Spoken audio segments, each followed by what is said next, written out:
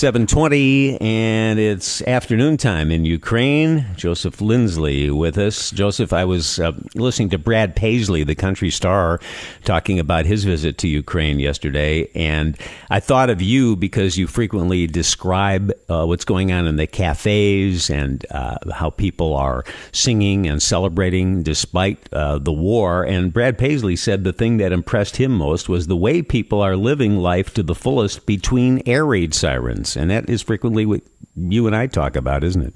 Yeah, indeed. And I saw the video of Brad Paisley performing in front of the tanks in the one of the central squares of Kyiv.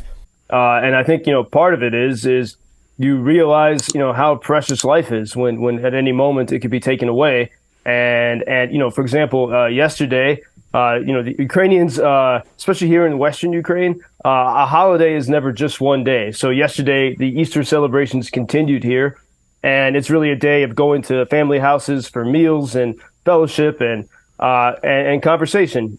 And so yesterday I was at the home of my friends Yuri and Natalka, and it was almost a little bit of life before the war. And you're eating all the traditional food, the boiled egg with the horseradish, this thing called holodets, which is a gelatin made with chicken, like sort of Ukrainian crepes, really delicious and tasty food. And while we were talking, later on, more people joined, and one of them had been a philosopher before the war, and now he's a soldier, and he was telling the story of when he was wounded by shrapnel a few months ago, and soon he's going to have to go back and fight. And so for someone like him, this was a small, like sort of halftime break. And imagine that. I mean, you've had. I mean, I saw photos of his wounds.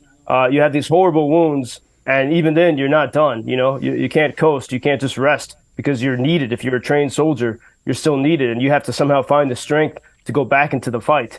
And that's incredibly difficult. And so I think people do look, and when you have a chance to get together with family and friends, and again, yesterday in that park in Lviv, there were thousands of people singing and dancing. And I think maybe for some outsiders, they would be mystified unless they were here and they saw it, and they saw the absolute need for that in this time, and that it's these traditions that keep people going.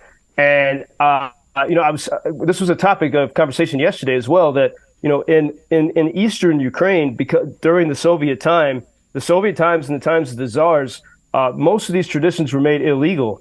In fact, during the Soviet Union, children were forced to go to school on Easter Sunday so that they did not participate in the tradition, so that they would forget these things. And so there really was this sort of evil attempt to erase this culture, and it succeeded in many ways in Eastern Ukraine. In fact, many of the Eastern Ukrainians who are here in Lviv these past several days, they're sort of surprised, to see this depth of culture where everyone knows their songs, and it's not a performance. Everyone is singing these things together. It's they're living their culture, and it's still a surprise for many Ukrainians in the East. And some friends yesterday were recalling, before Russia's big invasion, February 24th, in Ukrainian pop culture, from Kyiv and from Odessa and the big cities where people tend to speak Russian, it was kind of fun to they would make fun of Ukrainian culture. Even President Zelenskiy, when he was working as an actor and a comedian, one of his main sort of tropes was to make fun of the Ukrainian speaking peasants, the people who kept these traditions. And now sort of it's a great irony that it's been Russia's, absolute full-scale invasion on Ukraine that has united East and West of the country. And it's made people in the East realize that, they're now grateful that Ukrainians in the West held on to these traditions. And now there's a great movement for everyone to try, even those who grew up speaking Russian, to learn their ancestral language and to learn these traditions. And so it's Russia's invasion that has reawakened these traditions, and I think it's also been the existence of this culture is what has given Ukrainians the strength to go on after 14 months now. Brad Paisley touched on that last night when he was talking about his impressions of President Zelenskiy after he met him, and Paisley said that he thought because of Zelenskyy's background as a performer that he understands that the way to reach a person's heart, the way to reach the gut is through art. And he has used that, and that has helped bolster the spirit of all of the country, don't you think? Yeah, and again, we were talking about this yesterday over the Easter dinner. But before Russia's full-scale invasion, so from 2014, when Russia took the Crimean Peninsula, especially those Ukrainians here in the West, where the sort of the culture was strong, they were frustrated with the government in Kyiv and with many people in eastern Ukraine. And they said, we need to be prepared. Russia wants to destroy us. We got to wake up. And a lot of people felt that President Zelensky's government, his administration, was not prepared for that moment.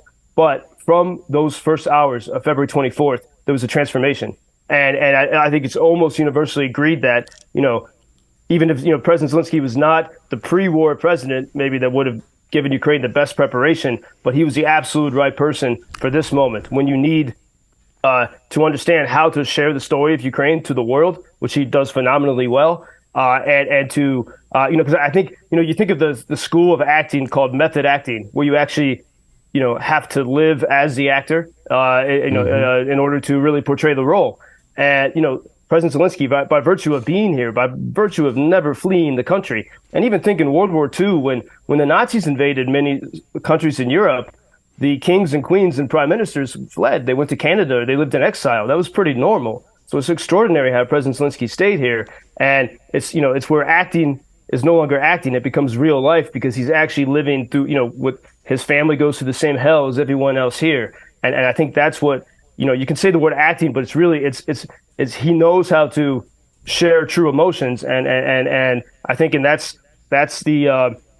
I think that's why Ukrainians elected, they didn't want an oligarch. That's why they elected an artist as their president. And again, that election in 2019 was between a rock star and an actor. And so this is, it's the power of the creative people versus the oligarchical tyrants.